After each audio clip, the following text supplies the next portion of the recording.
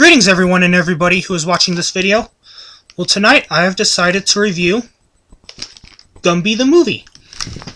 Now, you may ask, why do you have this movie? Well, it's mainly because kids are continuing to be born into the world, and not to mention they grow. So while they're growing, yes, of course, they have an appropriate age level for things like this. So I have something to entertain them with when and if I ever have a child visitor. What I mean by child is any visitor that, of course, is a kid. Who's like age 5, below, 5, 6, 7, 8, something like that. So here it is in my possession now. And of course, I would like to say that when I was little, from 20 years ago, or somewhere in that time frame, me and my family used to go rent this from Smith's Grocery on Montgomery and Tramway. That's the grocery stop, that is. Or grocery stop, grocery shop, whatever. Bear with me. Because there's all kinds of people from all over the world who's watching this video. And of course, are watching this video.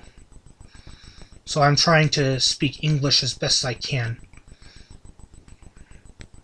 So here we are, reviewing this movie. In other words, telling you about it. So, what happens in this movie is, of course, Gumby and the Clay Boys, they have a band, and they perform all kinds of concerts, and even make a music video.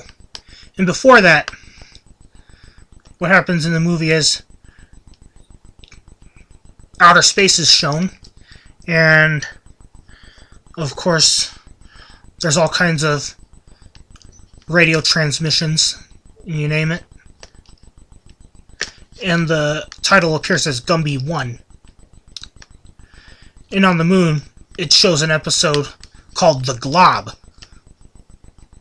which is of course a classic Gumby episode, and not to mention the 60s Gumby episode opening was shown there. And of course the kids, saying that he could walk into any book with his Pony Pal Pokey too. And they claim if you got a heart, then Gumby's a part of you. I'm not sure what they mean in that case. Well, anyhow, let's read the back. Gumby the movie, the original green hero. Gumby's first movie, and in fact it is.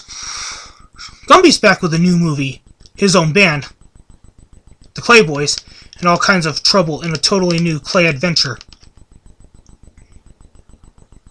There are trains and planes, fights and knights, thrills and spills, true to all classic Gumby adventures. The action takes us in and out of books and video cassettes, transporting us from Toyland to Camelot to outer space.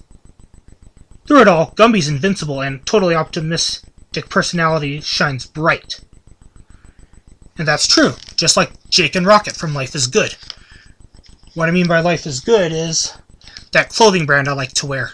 Let me see if I have a shirt, because I know I do. I just got one from Wash.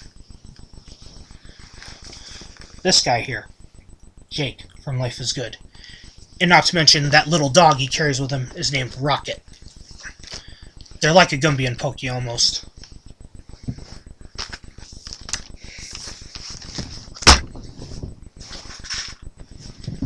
Anyhow.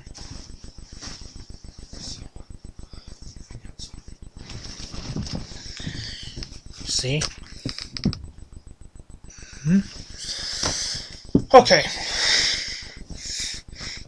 Okay, so back to the opening of the movie.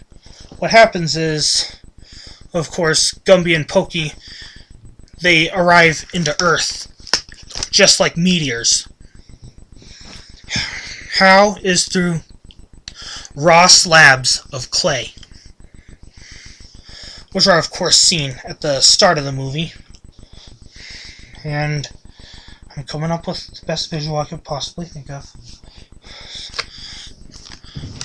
So what happens is at the moon scene, it shows something like this, and of course there's a green slab, and of course an orange slab. Green for Gumby, orange for Pokey. And from there they proceed towards Earth, and into Earth they go. And as you enter Earth, they make their way to Toyland, and they go to this place called Dyna Store. Toys galore. A toy store that's shaped like a dinosaur, and of course they make their way in. So Gumby and Pokey make it in, and of course Pokey's the first one to land, but Gumby does not. So he goes further into the store and then makes a turn.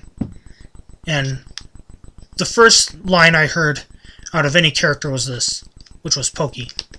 Nuts. I thought he wanted to land here.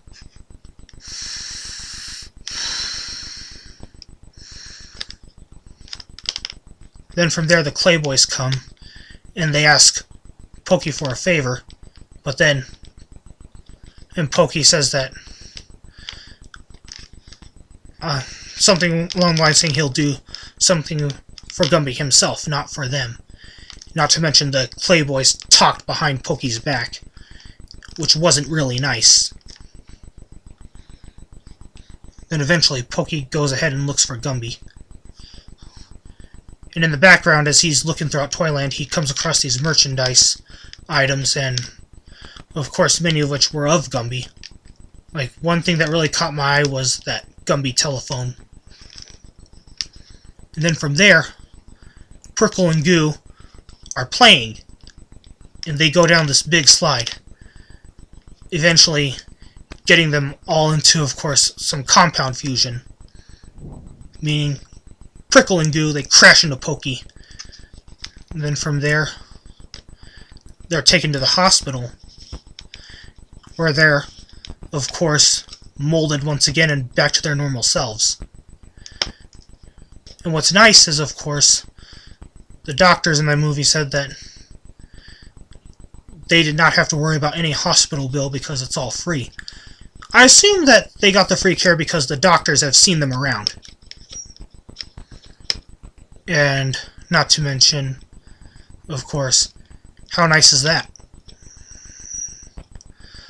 So eventually, Prickle, Goo, and Pokey leave the hospital, while Gumby looks for ideas for music videos. And then from there, they make their way to the farm. And as they're going to the farm, what happens is they come across some old ladies, who are, of course, borrowing money, and they're about to lose their farms. So Gumby and the Clayboys go ahead and come up with ideas to perform music videos and concerts, and then from there make a lot of money, which they did at the end of the movie, as heard in the Take Me Away song made by Tara and Gumby. Not to mention, in Take Me Away, it's somewhat a hideous song, but I like it. The only thing that could be done better about the Take Me Away song is take the sound effects out. And of course, Pokey was involved in the music video as well, and here's something to learn. Include others as well, because you may have seen that Pokey was not really happy with Gumby in the beginning of the movie.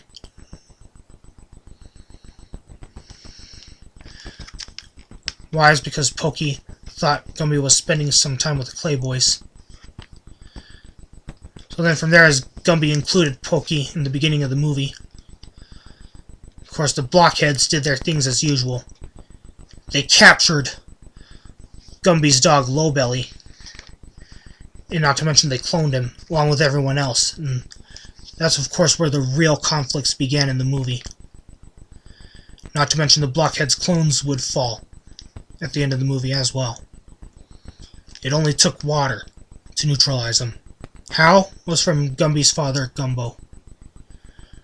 So yes, this is a good movie, and of course I recommend it for youngsters these days because this should be good for them. Anyhow, see you around.